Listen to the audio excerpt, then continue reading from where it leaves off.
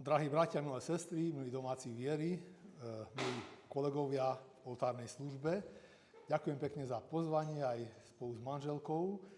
Po 2 rokoch sme tu znova. Pred 2 rokmi boli Tomáša na návšteve a on nám ukázal pekné Ostravské Banské múzeum. Potom sme tu boli v roku 92, teda spoločne s manželkou a vtedy ešte snúbenicou mojou a ja som tu aj v roku 90. To ste mali takú peknú večernicu a brat Stanko povedal, že on ešte nebol ani v pláne, ale tak teším sa, že dneska tu je tiež medzi nami. Budeme sa teraz zaoberať biblickým textom zo Žalmu 84. A sú to vybrané verše, konkrétne 2. až 3., 5. až 6., 11. až 13.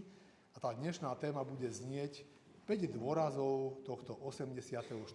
žalmu. Čítajme z písma v Božom mene. Aké sú milé tvoje príbytky, o Hospodine mocností, duša mi túži priam prahne po sieňach Hospodinových, srdce a telo mi plesá v ústretí Bohu živému. Blahoslavení, ktorí prebývajú v tvojom dome, oni ťa stále chvália. Blahoslavený človek, ktorý v tebe nachádza silu, tí, čo majú na mysli cesty do chrámu. Lebo lepší je deň v tvojich sieňach ako inde 1000. Radšej chcem stáť na prahu v dome svojho Boha, ako zdržiavať sa v stanoch bezbožnosti. O Hospodine mocností, blahoslavený človek, ktorý v teba dúfa. Amen. Pane, ty požehnaj svoje slovo medzi nami a daj, aby z neho vyrástlo dobré ovocie v našich životoch. Amen.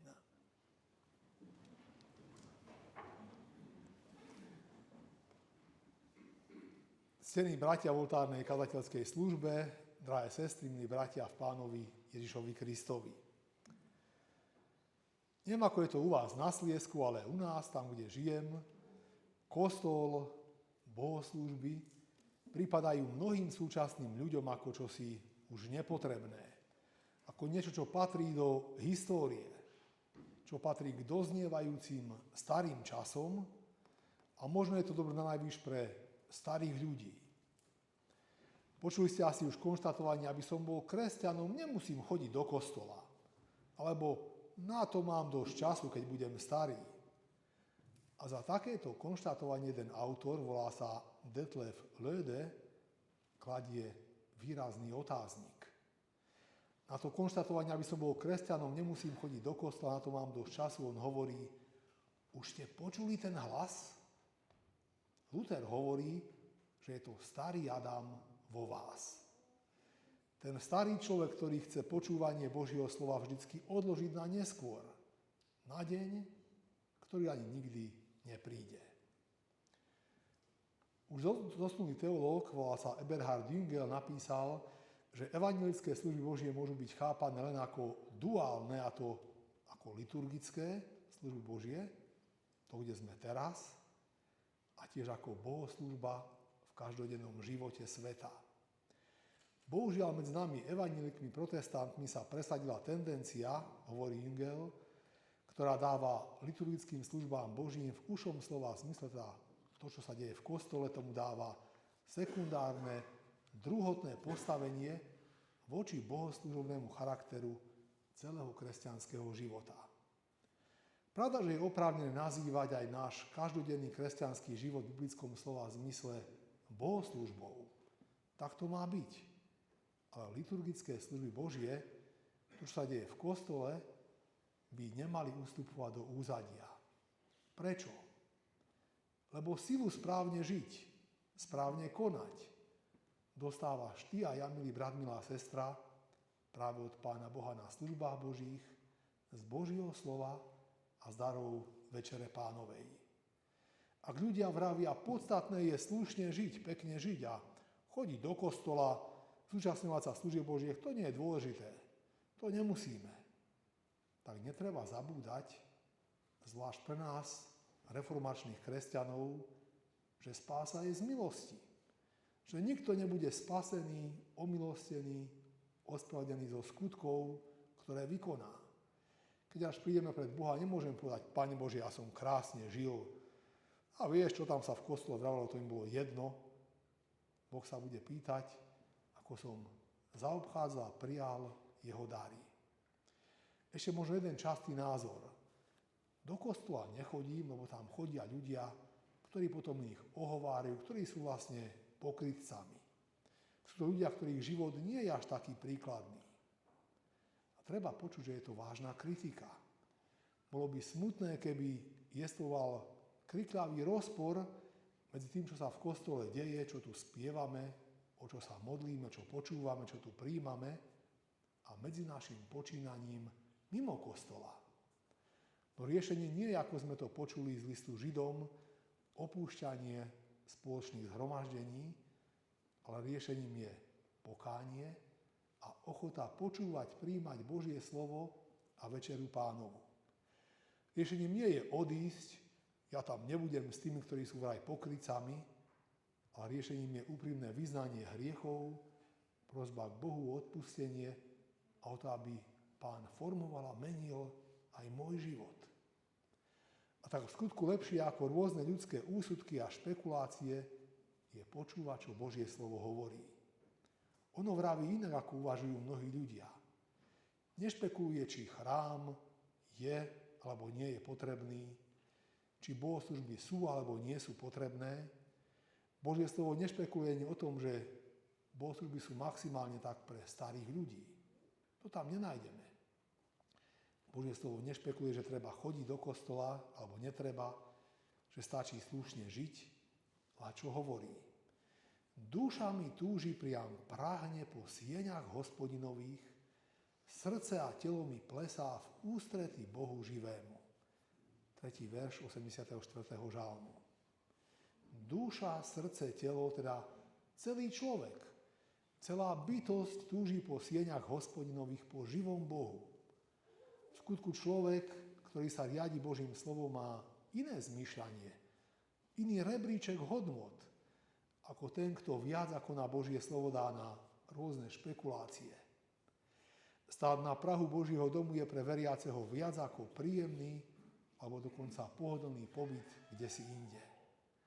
Ak nie jeden súčasník namieta a špekuluje, či je kostol, účasť na bohoslužbách vôbec ešte na niečo dobré, tak si pripomenie tých 5 dôrazov žalmu 84.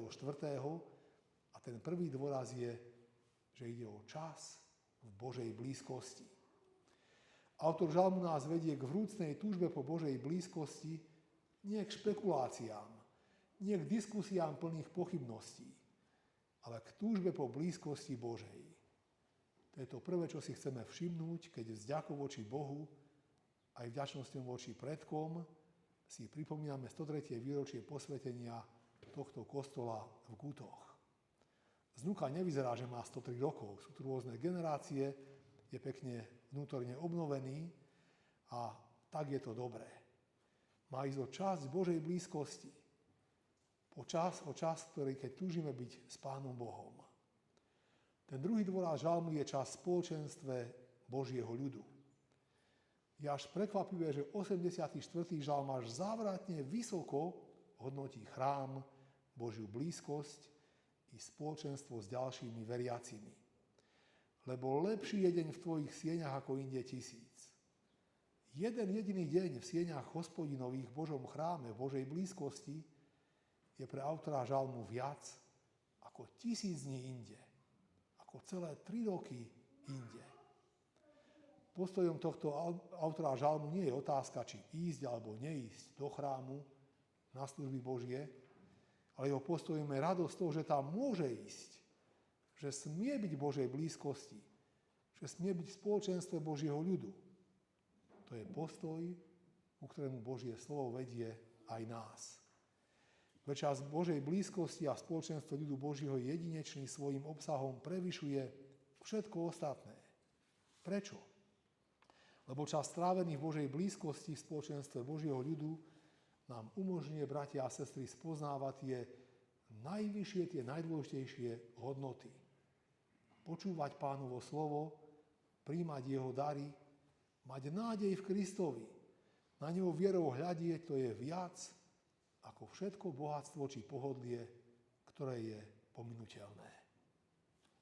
Ten tretí dôraz žalmu je čas pri Božom slove.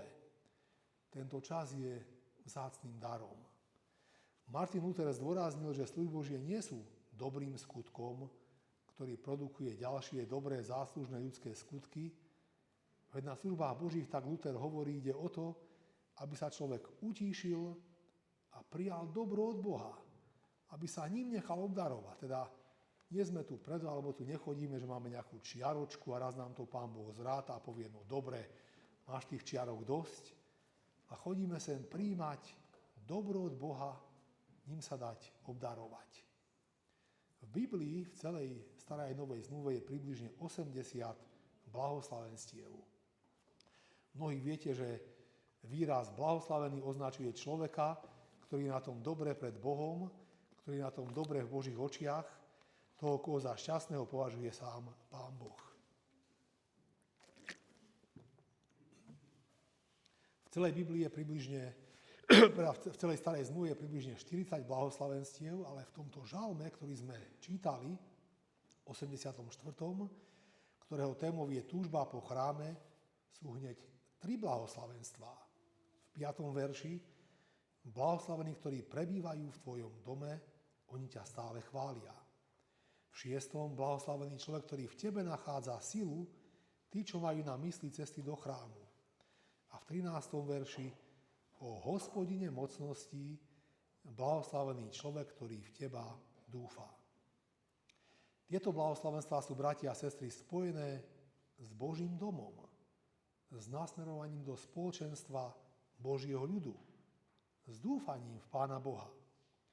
A tak Božie slovo pokladá za šťastných tých, ktorí prebývajú v Božej prítomnosti, ktorí majú na mysli cesty do chrámu, ktorí nezabúdajú na cesty do chrámu, nie na cestu, že raz za rok na štedrý večer, ako to mnohí luteráni robia, prípadne na Veľký piatok, ale cesty do chrámu, teda to je niečo, čo nie je jednorazové, čo sa opakuje a je za tým čas na službách Božích, prejav dúfania, naša dôvera v Pána Boha.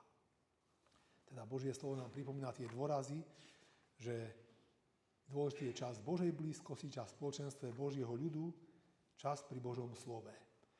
Ten 4. dôraz žalmu je čas vďaky za chrám.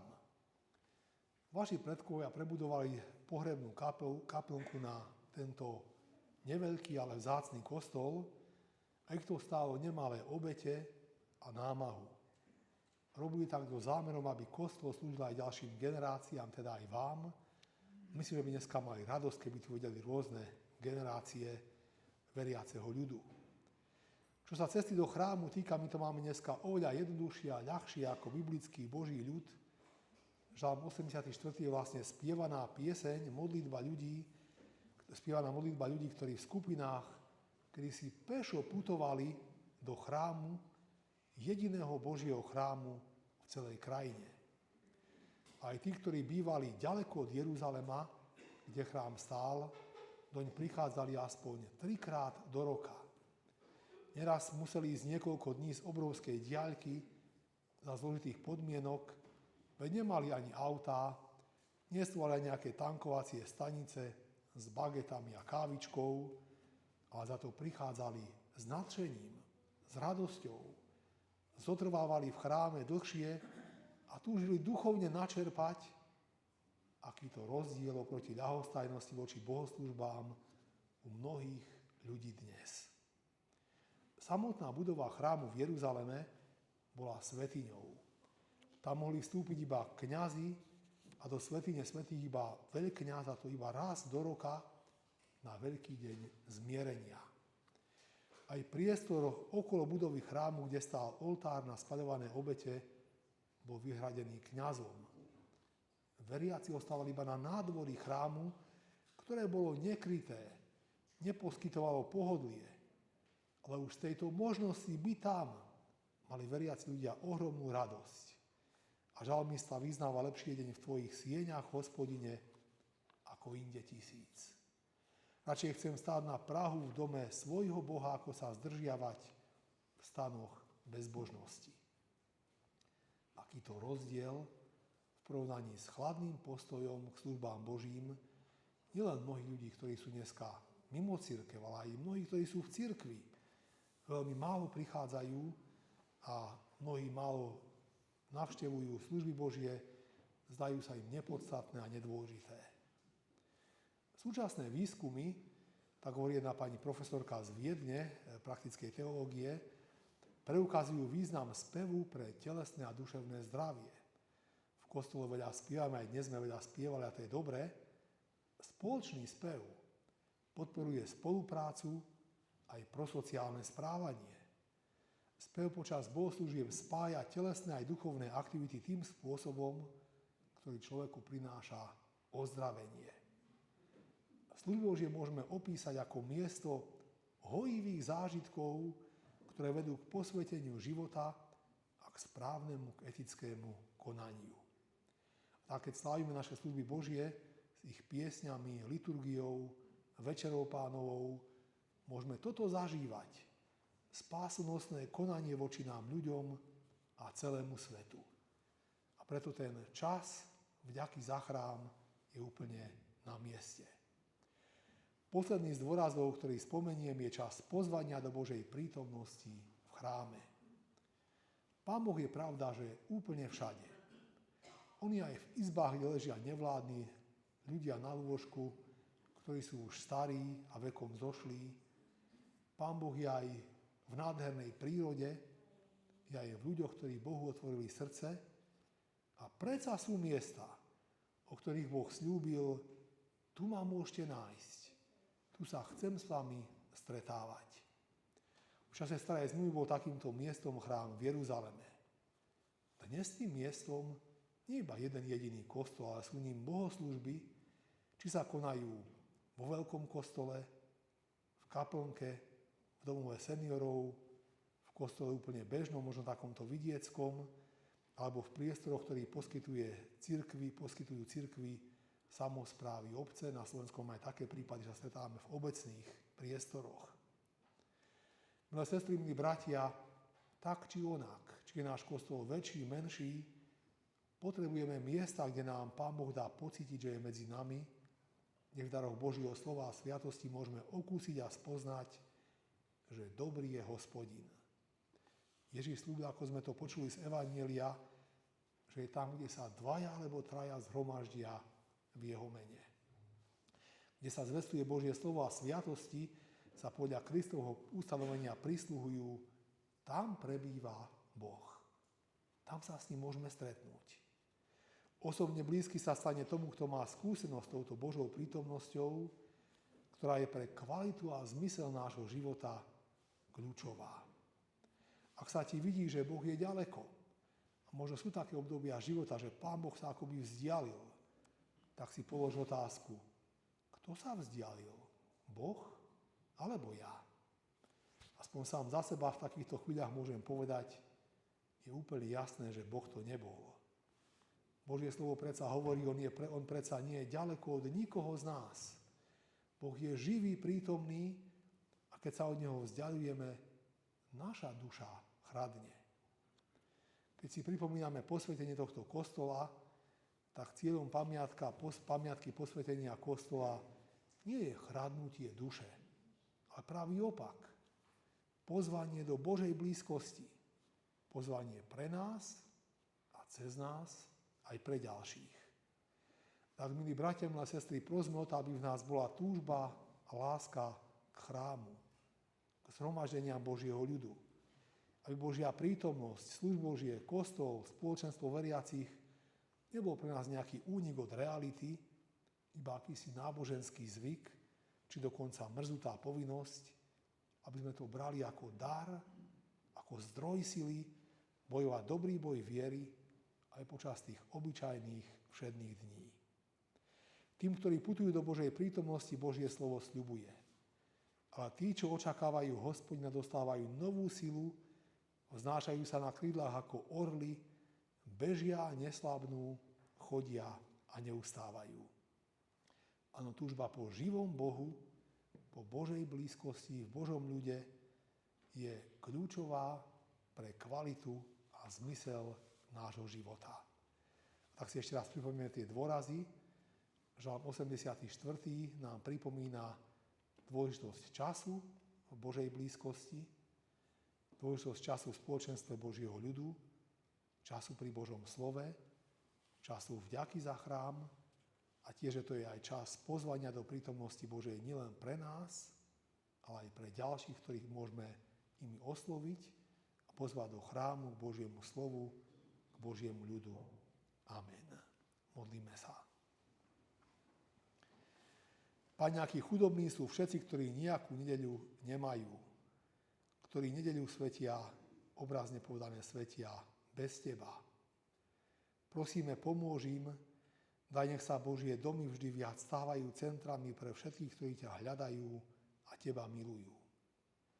Odpusť nám, keď počúvanie Tvojho slova berieme často na ľahkú váhu, keď sa tak málo k Tebe priznávame.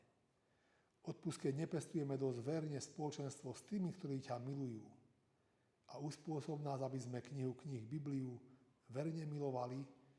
Ďakujeme, že stopy Tvojej všemohúcnosti a nádhery môžeme pozorovať nielen na poli a v lese, na kvetoch a zvieratách, ale že ťa ešte dôkladnejšie poznáme, až do srdca Ti smieme nazrieť, keď počúvame Tvoje slovo, keď počúvame Teba, Kriste, veď kto Teba počúva, počuje ťa hovoriť. Kto sa vierou na Teba upiera, môže Teba, Pane, vidieť a stretnúť. Daj, aby Tvoji veri našli u Teba odpustenie, život a spásu. Nauč nás, aby sme správne svetili nedeľu a sviatočné dni. Daj nám milosť aj tomuto zboru a my ďakujeme za všetkých, ktorí postavili tento kostol alebo ho prebudovali, ktorí sa až dosiaľ starajú, ktorí doň prichádzajú, ktorí v ňom slúžia, akýmkoľvek spôsobom. Ty, Pane, vylej hojnosť svojho požehnania, aby čas strávený tu bol časom v Tvojej blízkosti, časom v spoločenstve Tvojho ľudu, časom pri Božom slove, časom vďaky za chrám a časom pozvania aj iných do Tvojej prítomnosti. Za to Ti ďakujeme. Amen. Príjmite požehnanie. Pokoj Boží, ktorý prevýšuje každý rozum, nech chráni vaše srdcia aj mysle v našom Pánovi Ježišovi Kristovi, požehnanom teraz až na veky vekov. Amen.